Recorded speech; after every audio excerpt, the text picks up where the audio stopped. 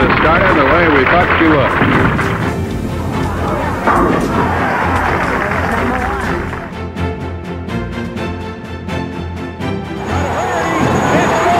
He's got a 300 game for Parker Bowles. A historic strike for Jewell. Yes! A 300 game for Nordu. Rev Johnson has done it again. For the 9th time.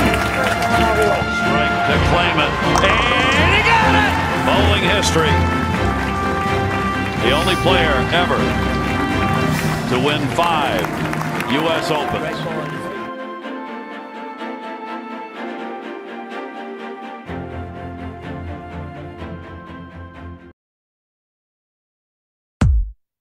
And now, ladies and gentlemen,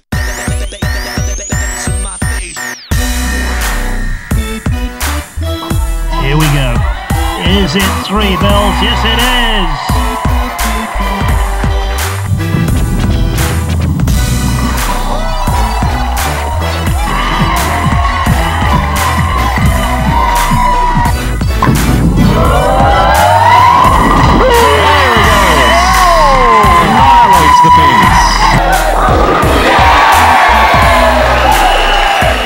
Mack had arguably the greatest amateur bowling career in the history of the sport.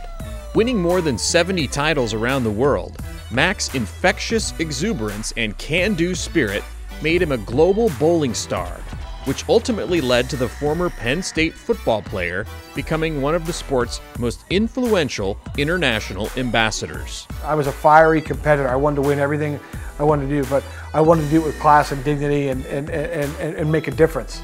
And if I just went up on the lanes and bowled and then walked in the back and just left the bowling center, I don't think I would have the connection or the relationships that I have with the people that I have worldwide today. So I think it's a combination of my personality. I'm a people guy and wanting to try to make a difference and wanting to try to do the right thing. Growing up in rural Pennsylvania, Mack played a number of different sports, and his older brother James was always the one he both looked up to and tried to emulate. My brother and I always liked to challenge, so he was also like my benchmark growing up. So I always had someone to look up to. I knew that if I could play as good as my brother or be as good as my brother, and someday if I could actually beat my brother, I knew I'd be doing something because he was always at the top. So Mack's father was also a talented athlete and a world-class bowler. My father was, bowled on the tour in the late 60s, early 70s. He made a number of top fives.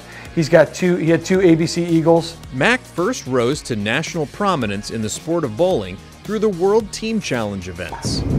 Tim Mack working on a spare, and that sets up the 10th frame. From there, his connection with Robert Smith gave him his first opportunity to compete in international bowling tournaments.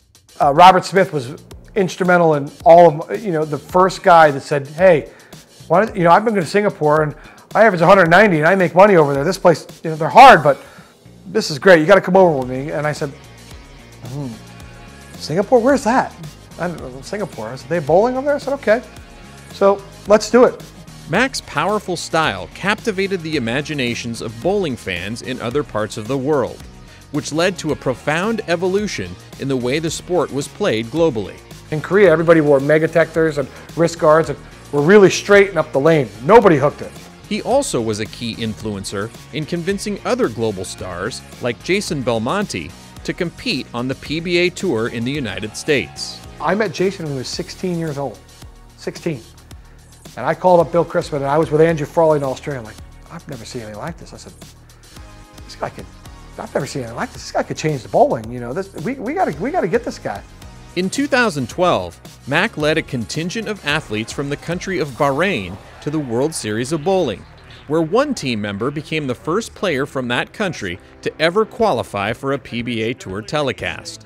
While I was over there, I got the bowlers to come to America to bowl the PBA World Series of Bowling, and they have 2 bowling centers in the country, and I got one of our guys on the TV show. I'm glad I did it because it gave me the opportunity to make a difference in other people's lives. Today, Mack continues to work in the bowling industry, logging countless airline miles and continuing to promote the sport both in the U.S. and abroad. He's extremely passionate about bowling. but he's also extremely passionate about everything. Anything he puts his mind to, he's 100% into it.